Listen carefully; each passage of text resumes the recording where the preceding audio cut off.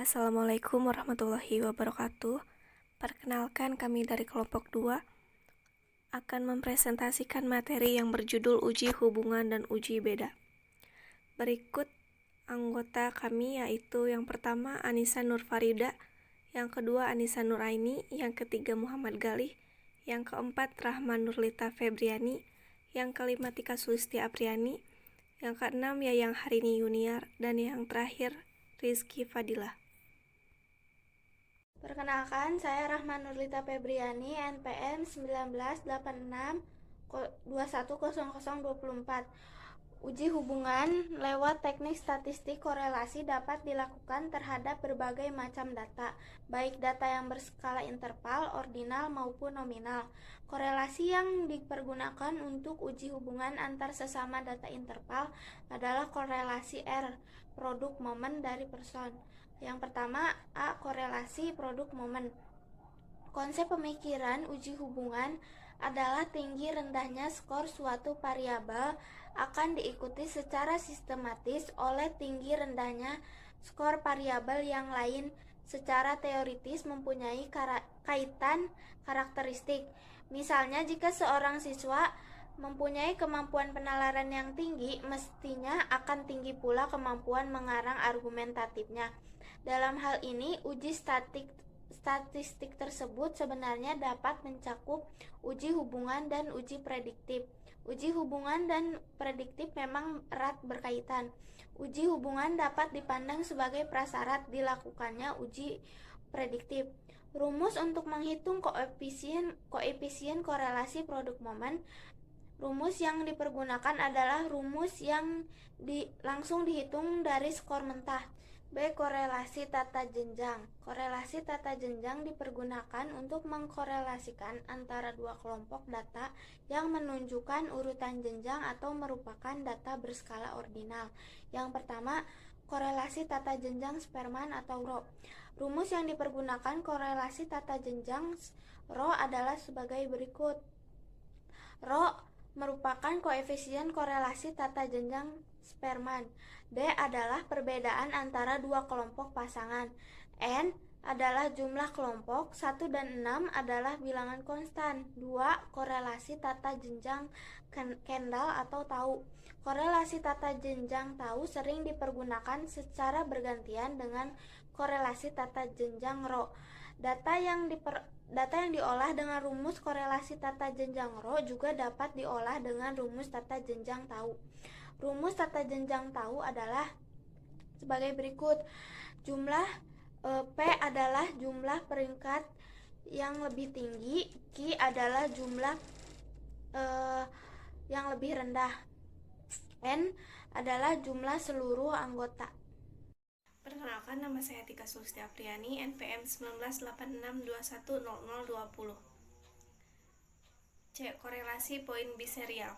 Korelasi poin biserial dipergunakan jika data pasangan yang akan dicari hubungannya berupa data berskala interval dan nominal yang bersifat dikotomis. Data variabel yang bersifat dikotomis itu misalnya jenis kelamin pria dan wanita, jawaban benar dan salah, penutur bahasa pertama dan penutur bahasa kedua, dan lain-lain. D. Korelasi antar variabel. Rumus yang dipergunakan untuk menghitung koefisien korelasi R adalah jika rumus korelasi produk momen 6.1 jika data-data yang akan dikorelasikan itu merupakan data yang berskala interval. Kemudian yang E, korelasi parsial. Korelasi parsial dibagi menjadi dua. Yang pertama, korelasi parsial jenjang pertama, karena korelasi parsial memiliki jenjang-jenjang dari yang lebih rendah ke yang lebih tinggi. Rumus-rumus yang dipergunakan untuk jenjang-jenjang yang berbeda tersebut juga tidak sama. Yang kedua, korelasi parsial jenjang kedua. Variabel yang dipakai untuk mengontrol korelasi tersebut dapat terdiri dari dua variabel. Korelasi yang demikian disebut sebagai korelasi parsial jenjang kedua. Jika yang dipergunakan untuk mengontrol suatu korelasi itu 3 variabel, korelasi tersebut dinamakan korelasi parsial jenjang ketiga.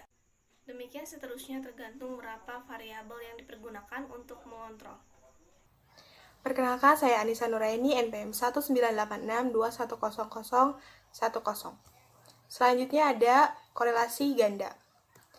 Mengetahui bagaimana korelasi antara lebih dari satu variabel prediktor dengan variabel kriterium, misalnya korelasi antara variabel prediktor pengetahuan kesastraan dan pengetahuan kosakata, secara bersama terhadap variabel kriterium kemampuan apresiasi sastra, atau korelasi antara tiga variabel prediktor yaitu ditambah dengan variabel sikap terhadap sastra secara bersamaan terhadap variabel kriterium di atas. Korelasi yang demikian disebut dengan korelasi ganda atau multiple correlation.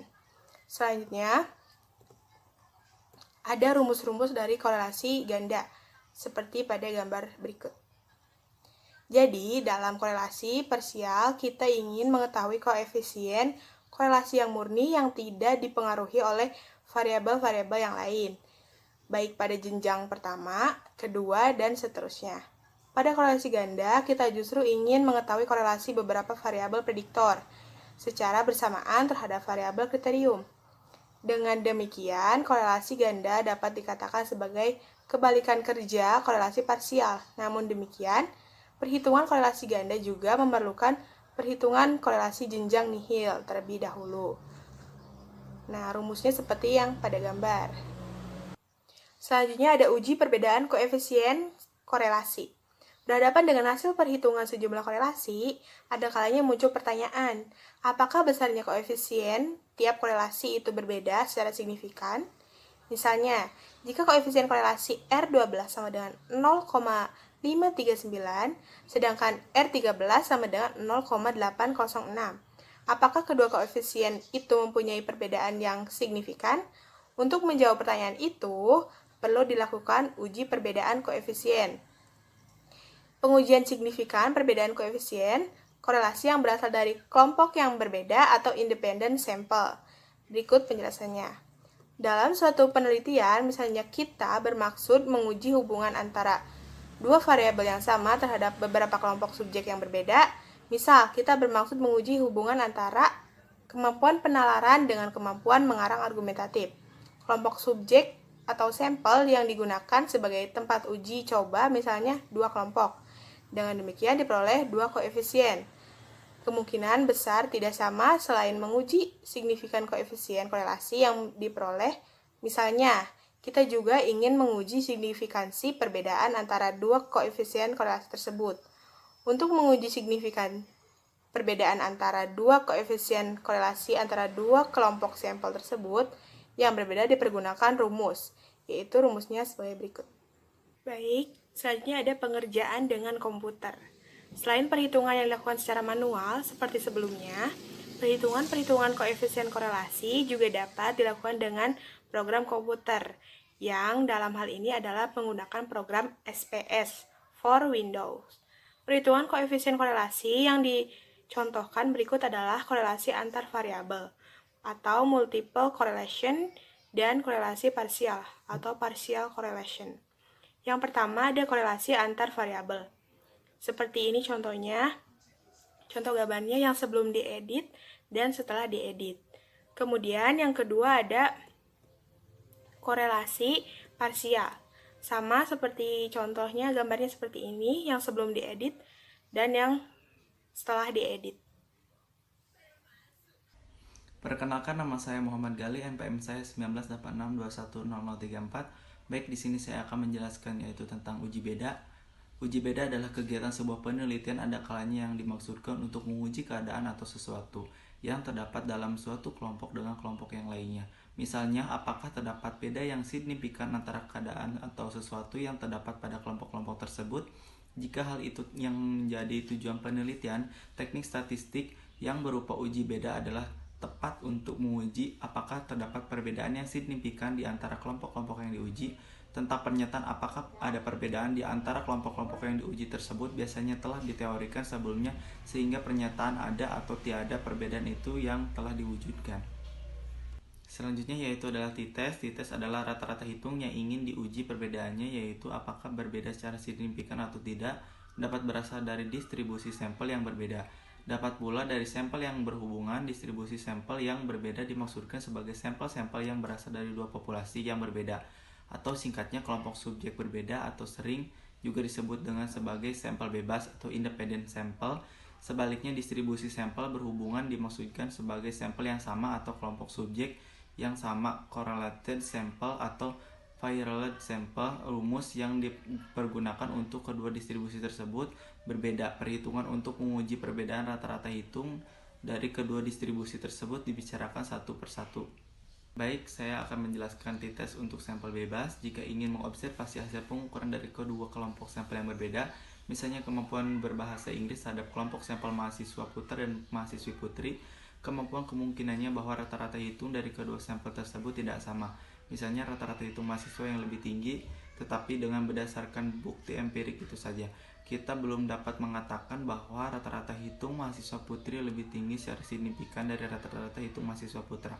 Adanya perbedaan tersebut harusnya dipertanyakan apakah hal itu disebabkan oleh kesalahan sampling atau memang signifikan secara statistik. Baik, selanjutnya yaitu adalah t-test untuk sampel berhubungan. Jika dalam uji t-test sampel bebas, independent sample, di atas kelompok subjek sampel yang dikenai perlu perbedaan dalam uji tes sampel berhubungan correlated samples, kelompok subjek sampel yang diperlukan itu sama. Analisis varians, teknik statistik ANAPA dipergunakan untuk menguji perbedaan rata-rata hitung jika kelompok sampel yang diuji lebih dari 2 buah yang berasal dari populasi yang berbeda. Namun, jika dikehendaki ia dapat juga dipergunakan walau kelompok itu hanya 2 buah. Dengan demikian, ANAPA dapat dipandang sebagai teknik t-test yang diperluas. Hasil perhitungan uji analisis varians dinyatakan dengan nilai F. Analisis varian dapat dipergunakan untuk menganalisis data yang relatif sederhana sampai yang kompleks. Analisis varian satu jalan dipergunakan untuk menguji signifikansi perbedaan rata-rata hitung yang hanya mencakup satu klasifikasi atau satu variabel independen. Sebelum pembicaraan dilakukan secara lebih lanjut, terlebih dahulu akan dikemukakan sumber-sumber variasi yang dimaksud. Yang pertama, sumber variasi. Sebagaimana dikemukakan di atas, analisis varians pada hakikatnya merupakan teknik statistik yang menganalisis variasi yang timbul akibat adanya perbedaan skor pada beberapa kelompok sampel. Perbedaan di antara kelompok-kelompok itu terlihat pada adanya selisih, biasanya disebut deviasi, variasi, ataupun variabilitas.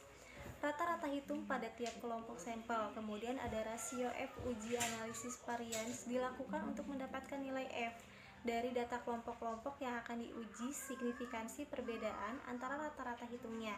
Nilai F diperoleh dengan memperbandingkan antara rata-rata hitung kuadrat antar kelompok atau RKA dengan rata-rata hitung kuadrat dalam kelompok atau RKD, yang masing-masing berlaku sebagai pembilang dan pembagi.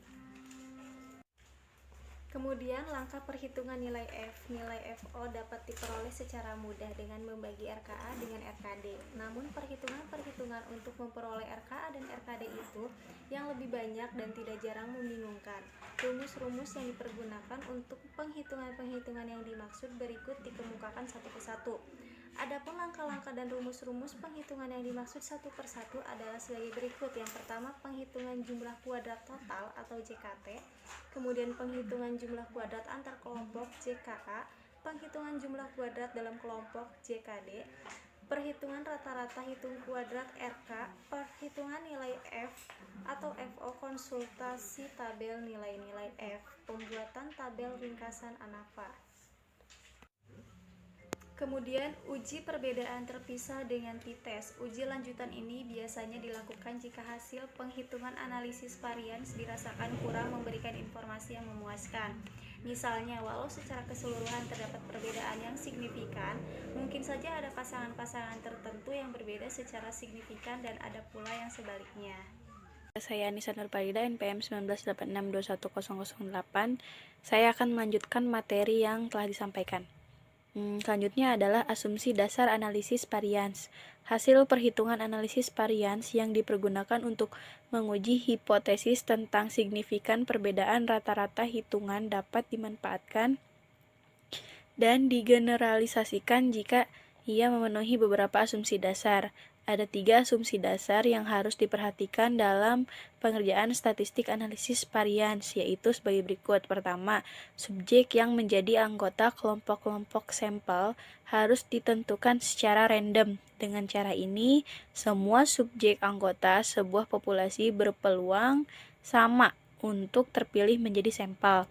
Sampel yang diambil secara random dapat untuk menghindari bias hasil analisis statistik. Sebaliknya, sampel yang ditentukan dengan cara memihak, misalnya sengaja memilih siswa yang tergolong pintar agar rata-rata hitung yang diperoleh dalam suatu kelompok tinggi sehingga nilai F yang diperoleh signifikan, hasilnya akan bias dan tidak mencerminkan keadaan populasi yang akan menjadi tempat penggeneralisasiannya. Asumsi ini terlihat sepele, namun ada kalanya sulit dipenuhi. Yang kedua adalah skor-skor hasil pengukuran memiliki distribusi normal. Untuk menentukan kenormalan suatu distribusi skor hasil pengukuran, perlu dilakukan uji normalitas. Uji normalitas dapat dilakukan lewat beberapa cara, dan salah satunya yang ditunjukkan dalam bab ini adalah lewat teknik Chi kuadrat.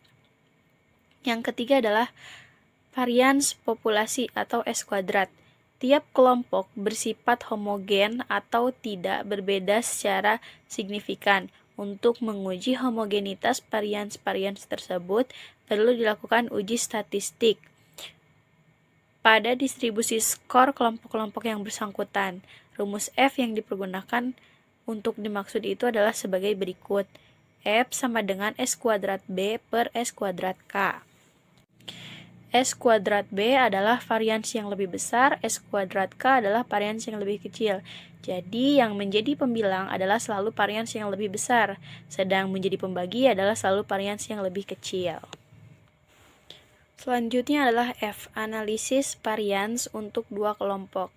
Analisis varians dipergunakan untuk menguji signifikasi perbedaan rata-rata hitungan yang lebih dari 2 kelompok, misalnya 3, 4, 5, atau lebih. Namun, jika dikehendaki juga dapat untuk yang 2 kelompok. Rasio F dan rasio T sebagaimana telah dikemukakan sebenarnya tidak berbeda karena sama-sama mempergunakan variabilitas antar kelompok sebagai pengukur perbedaan itu. Analisis varians mempergunakan perhitungan-perhitungan kuadrat, sedang tes tidak. Hasil perhitungan kurang lebih akan sama. Selanjutnya adalah contoh penggunaan analisis varians satu jalan. Misalnya, Senat Mahasiswa Perguruan Tinggi atau SMPT, sebuah universitas bermaksud mengetahui sikap mahasiswa tersebut terhadap kebijakan rektor yang menyangkut kepentingan mahasiswa, yaitu apakah perlu mahasiswa dilibatkan dalam pengambilan keputusan. Judul penelitian misalnya berbunyi, sikap mahasiswa Universitas X terhadap kebijakan rektor yang menyangkut kepentingan mahasiswa. Berdasarkan landasan teoritis yang dikembangkan, hipotesis yang diajukan adalah hipotesis 0, yang berbunyi tidak ada perbedaan sikap yang signifikan antara mahasiswa di Universitas X terhadap kebijakan rektor yang menyangkut kepentingan mahasiswa. Responden diwakili oleh Senat Mahasiswa Fakultas yang berasal dari 5 fakultas dan masing-masing terdiri atas 10 mahasiswa. Alat pengumpulan data yang dipergunakan adalah daftar angket dan hasilnya berupa jumlah skor. Perhitungan nilai F yang akan dipergunakan untuk membantu mengambil keputusan menerima atau menolak hipotesis. Setelah nilai F ditemukan, langkah selanjutnya adalah konsultasi tabel pada derajat kebebasan 45 lawan 4. Derajat kebebasan 45 tidak ditemukan dan yang ada adalah 40 dan 50. Maka nilai F diambil setengahnya dengan cara interpolasi. Hasil perhitungan di atas kemudian disajikan ke dalam bentuk tabel ringkasan sebagai berikut. Berdasarkan hasil perhitungan tersebut, hipotesis yang berbunyi tidak ada perbedaan sikap yang signifikan antara mahasiswa di Universitas X terhadap kebijakan rektor yang menyangkut kepentingan mahasiswa diterima. Artinya, berdasarkan bukti empirik di lapangan, dapat dikatakan bahwa tidak ada perbedaan sikap mahasiswa Universitas X terhadap kebijakan rektor yang menyangkut kepentingan mereka.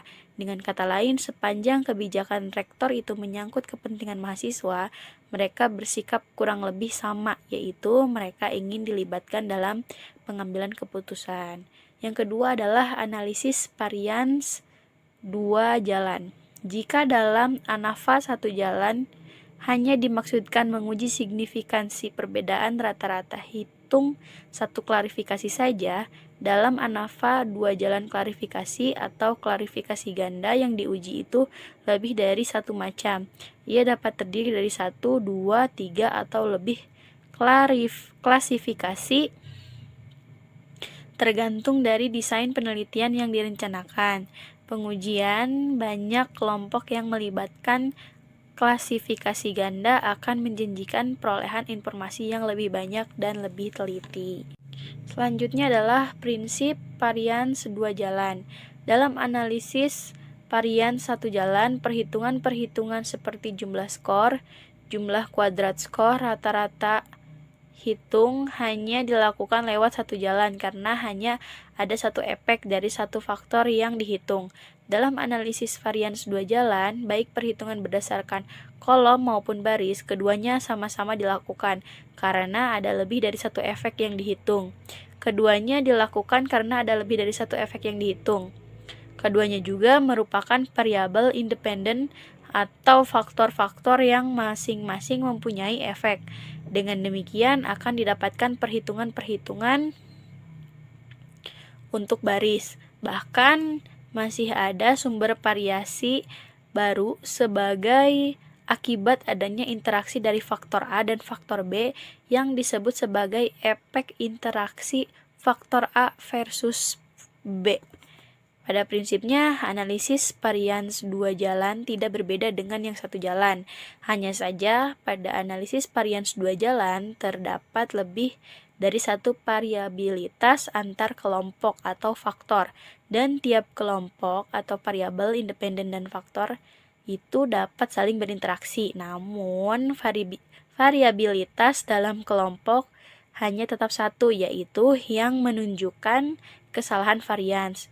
Dalam contoh penerapan 3 macam metode latihan bermain bulu tangkis di atas misalnya, kini tidak hanya diterapkan untuk satu sekolah saja, melainkan katakanlah 4 buah sekolah.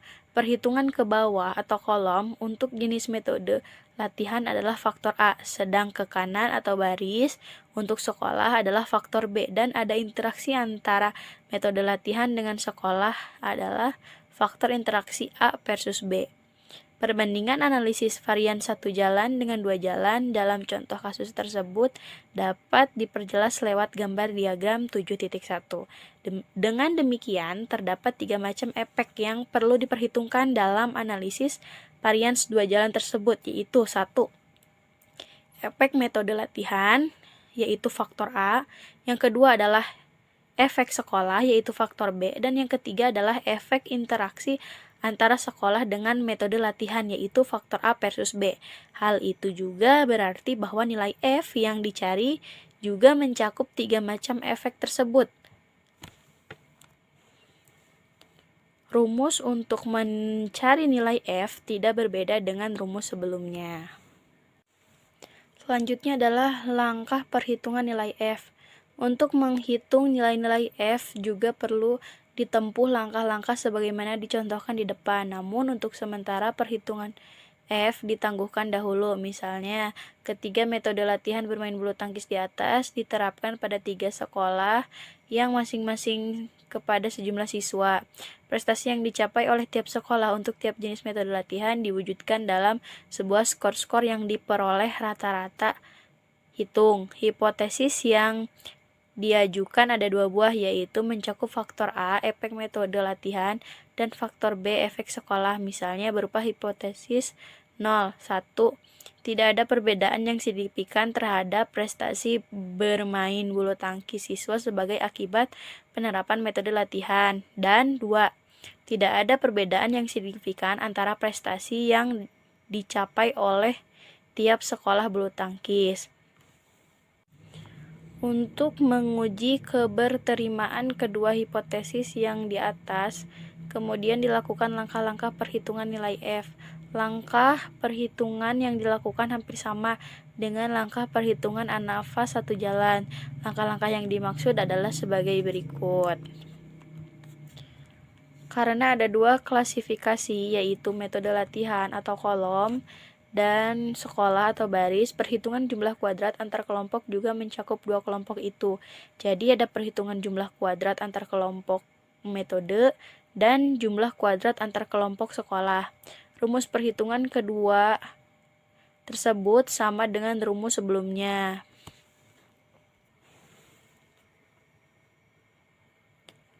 Rumus perhitungan kedua tersebut sama dengan rumus sebelumnya. Jumlah pembilang untuk perhitungan sebelum dikuadratkan harus sama dan jumlah itu merupakan jumlah keseluruhan. Jumlah kuadrat dalam kelompok diperoleh dengan mengurangi jumlah kuadrat total dengan kedua jumlah kuadrat antara JKA Met dan JKA Sek tersebut, atau jika dituliskan dengan rumus sebagai berikut: JKD sama dengan JKT kurangi JKA faktor A kurangi JKA faktor B. Untuk menghitung rata-rata hitung kuadrat antar kelompok, metode antar kelompok sekolah dan dalam kelompok dibutuhkan derajat kebebasan. Setelah itu dihitung nilai F untuk kelompok metode dan kelompok sekolah. Hasil perhitungan analisis varians dua jalan tersebut kemudian juga disajikan ke dalam bentuk tabel ringkasan.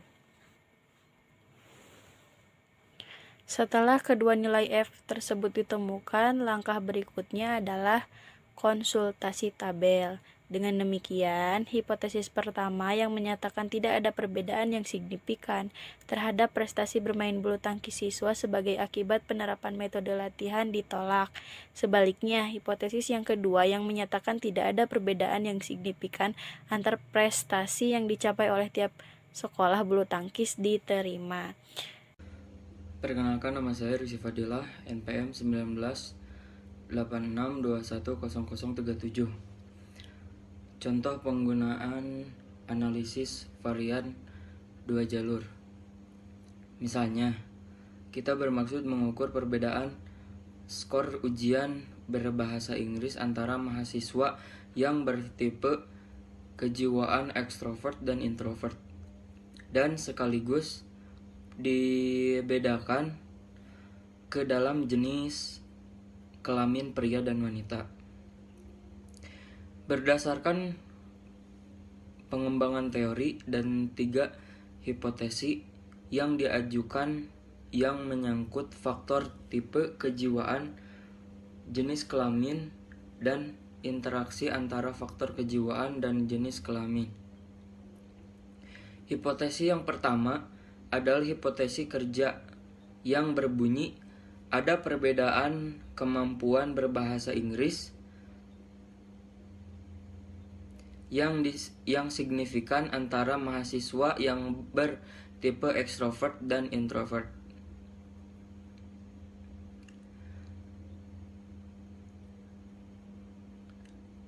Hipotesis kedua adalah hipotesis nihil yang berbunyi tidak ada perbedaan kemampuan berbahasa Inggris secara signifikan antara mahasiswa putra dan putri. Tidak ada perbedaan kemampuan berbahasa Inggris secara signifikan antara mahasiswa putra dan putri. Dan hipotesis ketiga, ada interaksi antara faktor tipe kejiwaan dan jenis kelamin dalam kemampuan berbahasa Inggris. Untuk sumber variasi tipe kejiwaan signifikan dengan F sama dengan 12,985 dan P sama dengan 0,004. bentuk sumber variasi jenis kelamin tidak signifikan. F sama dengan 0,122 dan P sama dengan 0,729. Selanjutnya, bentuk interaksi kejiwaan versus kelamin juga tidak signifikan. F-nya 0,156 dan P 0,695. Yang ketiga, jadi hipotesis 1 dan 2 yang diajukan diterima, sedangkan yang 3 ditolak. C. Kuadrat. Perbicaraan tentang uji perbedaan yang dilakukan dengan uji tes dan analisis varian F tes di atas selalu berkualitas dengan data-data yang berskala interval. Dalam penelitian yang dilakukan, data yang diperoleh tidak selamanya berupa data sekolah interval saja, melainkan juga data skala nominal. Terima kasih. Itulah materi yang dapat kami sampaikan. Mohon maaf apabila ada kesalahan. Wabillahi taufiq wal hidayah. Wassalamualaikum warahmatullahi wabarakatuh.